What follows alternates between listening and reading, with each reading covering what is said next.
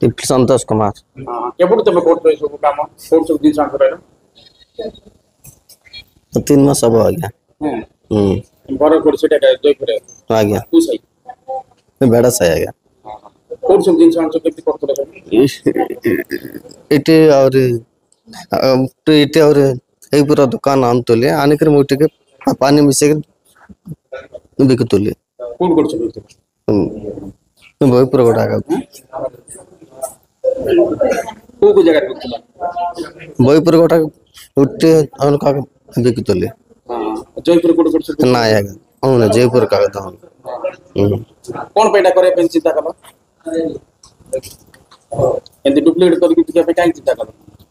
ଚିନ୍ତା କଲି ସେଟା ଟିକେ ଭୁଲ ହେଇଗଲା ସାର୍।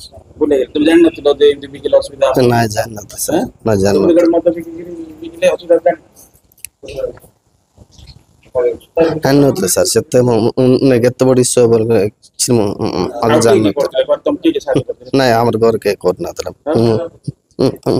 ଏକଲା କରୁଥିଲି। 3 ମାସ ହେଲା ନା ଆହୁରି ଅଧିକ ସମୟ? ନାଇଁ ଆଜ୍ଞା ଏତିକି ଏକା ହବ।